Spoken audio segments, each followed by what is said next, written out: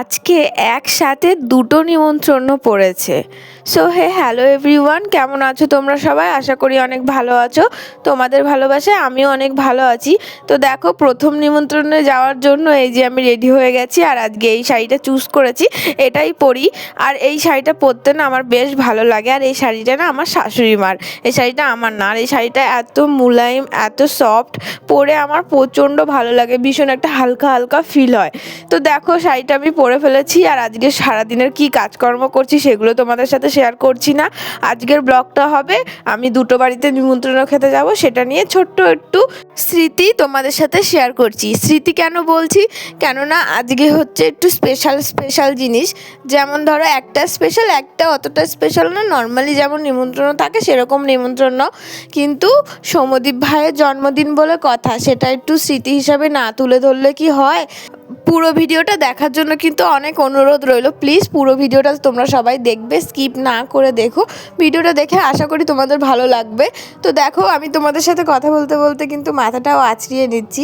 আর আজকে নিমন্ত্রণ হচ্ছে, এখন যাচ্ছি শ্রাদ্ধ বাড়িতে, মানে একজনা মারা গেছে, তো তার জন্য ওরা খাওয়াবে। আর এদিককার শ্রাদ্ধ বাড়ি বলতে যে মাছ মাংস খাওয়াবে সেরকম কোনো ব্যাপার না, এখানে কিন্তু নিরামিষও খাওয়ায়, মানে বেশিরভাগ মানুষ নিরামিষই খাওয়ায়, কিছু কিছু ছুটছাট মানুষ এই মাছ মাংসটা খাওয়ায়। মাংস তো হয় না, মাছ হয়। তো এখন যাব আমরা যেখানে, সেখানে হচ্ছে নিরামিষ খাওয়াবে।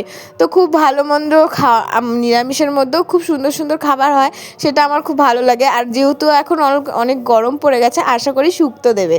তো শুক্তো এখন যেই নিরামিষ বাড়িতে যাবে সেখানে শুক্তো পাওয়া যাবে, কেননা কয়দিন আগেও ছিল যত নিরামিষ বাড়ি সেখানে ছিল মানে মান কচুর তরকারি। তো ওটা এখন স্কিপ হবে, ওটার বদলে হবে শুক্তো। তো এই শুক্তোটা খেতে না আমার বেশ ভালো লাগে।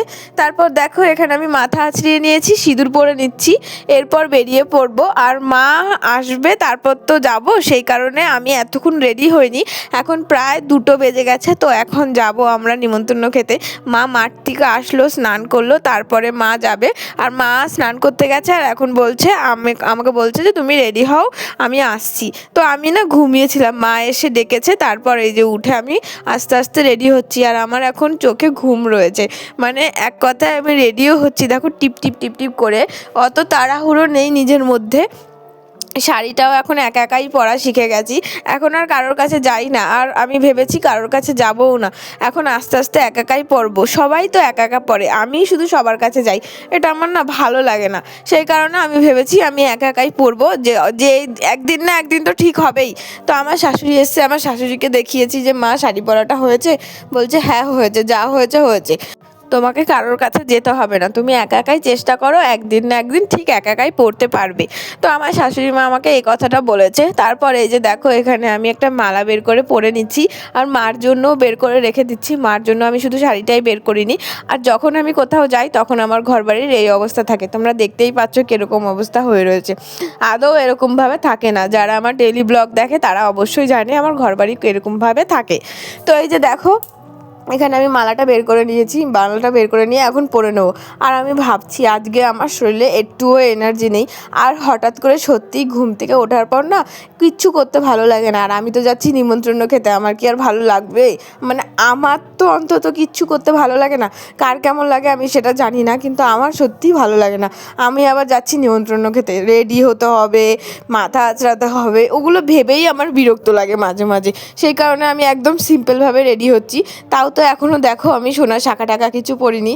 মা বলছে তুমি সোনার শাঁখা টাকা কিছু পরোনি, কেন পরোনি, তোমার কি নেই নাকি, পরবা না যে? মা আমাকে সবসময় বকে বকে ওই শাঁখা টাকা পরায়, আমি পরতে চাই না, আমার ভালো লাগে না। তারপর মা আসার পর সেগুলো আমি পরেছি। তারপর এই যে দেখো, রেডি হয়ে আমরা এখন বেরিয়ে পড়েছি শাশুড়ি বৌমা মিলে। ওই যে মা পেছনে রয়েছি, আর ওই যে দেখো আমি সোনার শাঁখা, হাতে আংটি ঠাংটি সব পরে নিয়েছি, কানেরটাও চেঞ্জ করেছি। তারপর এই যে একদম বাড়িতে চলে এসে এই যে খেতে বসে পড়েছি। দেখো খেতে বসে পড়েছি, আর এখানে তোমাদেরকে হালকা করে দেখিয়ে দিলাম যে আমি খেতে বসে পড়েছি। আর এই যে তারপর একদম বাড়ি এসে সৌম্যদীপ ভাইয়ের বার্থডে সেলিব্রেট দেখতে চলে এসেছি। তো এখানে হচ্ছে দুপুরবেলার পর্ব, দুপুরবেলা আশীর্বাদের পর্ব আর খাওয়া দাওয়ার পর্বটাই হচ্ছে। তো সেটাই আমি দেখছিলাম। আর আমি না জানতাম না, আমি এমনি এসেছি, সকাল থেকে আসতে পারিনি কাজ করার জন্য। মানে আমি ইচ্ছা করেই আসিনি। এখন হচ্ছে কি হচ্ছে না আমি তো সেটা জানি না। আমাকে যদি সত্যি বলছি কেউ যদি একটা ডাক দিত না, আমি দৌড়িয়ে চলে আসতাম। আমি শুধু ডাকার অপেক্ষাতেই ছিলাম। আর এদিকে আমার সকাল থেকে মানে টুকটাক কাজ করতে করতে আমার 10টা 11টা বেজে গেছে। আবার এদিকে দোকান রয়েছে, দোকান টোকান সামলাতে সামলাতে আমারটা না সময় বেরিয়ে গেছে। আবার আমার শাশুড়ি বাড়ি নেই, সেই কারণে একটু অসুবিধা হচ্ছিল। যদি একটু ডাকতো তাহলে মানে আমি দৌড়িয়ে চলে যেতাম। ওরাও কাজকর্মে ব্যস্ত ছিল, আমাকে ডাকার সময় পায়নি ওরাও, আর আমারও যাওয়া হয়নি। আজকে আমার খুব খারাপ লাগছে আমি যেতে পারিনি। সেই কারণে আমি তাড়াতাড়ি করে নিমন্ত্রণ খেয়ে এসে তাড়াতাড়ি করে আমি শাড়িটা কোনো রকম চেঞ্জ করে চলে এসেছি। আর এসে আমি তো জানিও না এদের খাওয়ার এরকম পর্ব চলছে, আশীর্বাদের পর্ব চলছে। সেই কারণে আমি এসে ভালোই হয়েছে। তারপর দেখি এখানে আশীর্বাদ করছে ভাইকে, আর ও তো শিখিয়ে শিখিয়ে দিচ্ছে, বাবা আমাকে বরণ করো, মানে ধান দুব্ব মাথায় দাও, তারপর বলছে চন্দনের ফোঁটা দিয়ে দাও, এদিকে আবার পায়েসের ওটা দেখিয়ে দিচ্ছে, গ্লাস এগিয়ে দিচ্ছে, সব কিছু ওই বলে বলে দিচ্ছে। আমিও আশীর্বাদ করতে গেছি, আমাকেও ও বলে বলেই দিয়েছে। আর এদিকে দেখো ওর মা হয়েছে ক্যামেরাম্যান, আর ওর বাবা এখন হচ্ছে ওকে আশীর্বাদ করছে। আর ওর মা যখন আশীর্বাদ করেছে তখন ওর বাবা ক্যামেরাম্যান হয়েছে। ওদের এই ছোট ছোট মুহূর্তগুলো দেখতে খুব ভালো লাগে, আর তোমাদের সাথেও শেয়ার করছি, ছোট্ট একটা স্মৃতি হয়ে রয়ে গেল। কারণ এই সব জিনিস তো কখনো আর ফেরত আসবে না। এই যে ছোট্ট করে যে একটা স্মৃতি হিসাবে রয়ে গেছে, এটাই বা কে দেখে, কেই বা জানে। একটা সময় এমন আসবে, সৌম্যদীপ যদিও আমার ভিডিও দেখে কখনো, তো ও দেখে বলবে যে বৌদি আমি 5 বছরে আমার বার্থডে সেলিব্রেট এরকম করে করা হয়েছে। তো এই কথাটাও বলবে, তো তখন ওরও ভালো লাগবে আর আমাদেরও ভালো লাগবে। তারপর দেখো এখানে আমি চলে এসেছি, এখন আমি আশীর্বাদ করব। আর আমি তো কখনো কাউকে আশীর্বাদ করিনি, সেই কারণে আমি জানি না। আর এদিকে ওর মা আমাকে দেখিয়ে দেখিয়ে দিচ্ছিলো কিভাবে কিভাবে আশীর্বাদ করতে হয়, তো সেটা আমি দেখে দেখে করছিলাম। আর ও তো সব থেকে বড় ব্যাপার, ওই শিখিয়ে দিচ্ছিলো যে বৌদি এটা করো, এরপর ধান দুব্ব দাও, এরপর চন্দনের ফোঁটা দাও, এরপর পায়েস খাইয়ে দাও, এরপর জল খাইয়ে দাও, এরকম করে ওই শিখিয়ে দিচ্ছিলো। আর ও তো পাকা বুড়ো, ও এত পাকা পাকা কথা বলে তোমরা বুঝতে পারবে না। ওই যে ও আমাকে এইভাবে হাত নাড়িয়ে নাড়িয়ে দেখিয়ে দিচ্ছে।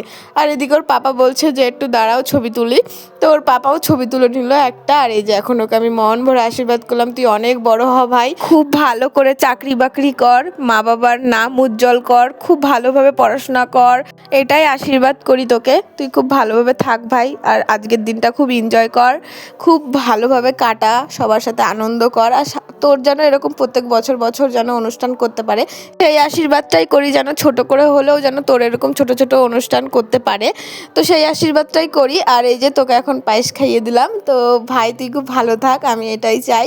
তারপর ও তো আমাকে দেখিয়ে দিচ্ছে বৌদি জল খাওয়াও, বৌদি পায়েস খাওয়াও।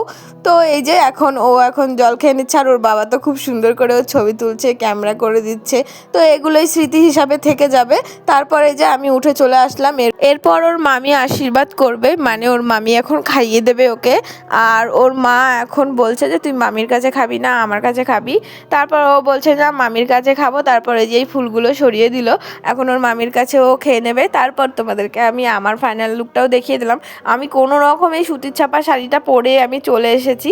আর আমার মুখটা না আজকে খুব রোগা রোগা লাগছে, কেন আমি নিজেও বুঝতে পারছি না। আমার মুখ চুখ শুকিয়ে গেছে, মানে আমার খুব শরীরটা খারাপ, তো সেই কারণে আর আমার মুখ চোখ শুকিয়ে গেছে। তো যাই হোক, এই যে দেখো এখন সৌম্যদীপ নিজে নিজেই খেয়ে নিচ্ছে, আর ও পাঁপড় খেতে খুব ভালোবাসে। ওরা বসে বসে পাঁপড়ই খাচ্ছে, আর ওকে যে সবাই মিলে এত পায়েস খাইয়েছে, ওর এখন এই যে রাইস খাওয়ার শক্তিই নেই। আমি বলছিলাম ও খাবে নাকি কে জানি, ও তো মানে পায়েস খেয়ে খেয়ে ওর পেটটা ভরে গেছে। আর এদিকে দেখো ও এখন নিজে নিজেই টুকটুক করে বলছে এটা কি ওটা কি, এটা তো আমি খাই না, ওটা তো আমি খাই না।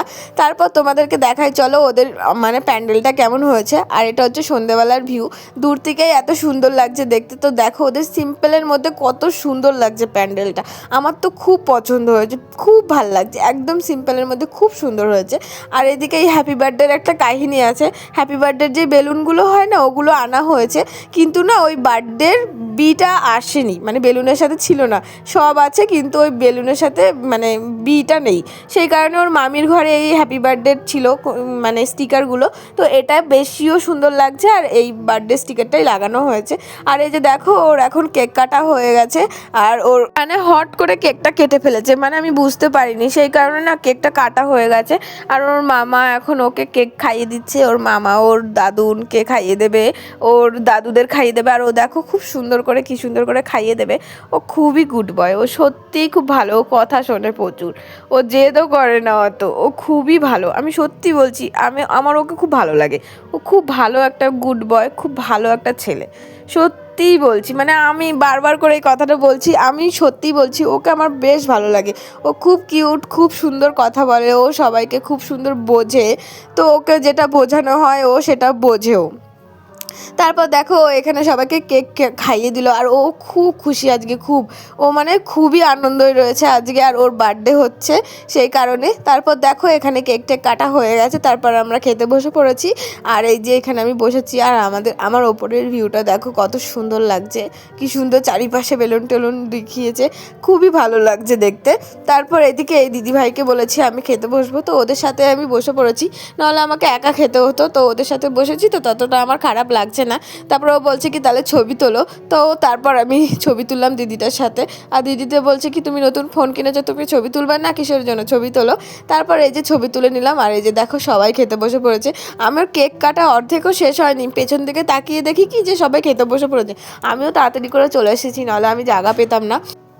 তারপর এই যে দেখো এখানে সব পাতা টাতা দিয়ে দিচ্ছে, আর আমরা এখন খেতে বসে পড়েছি, এখন খেয়ে নেবো। আর এই যে দেখো আমাকে পাতা তো দিয়ে দিয়েছে, সবাইকেই পাতা দিয়ে দিয়েছে, পাতার সাথে লেবুটাও দিয়ে গেছে।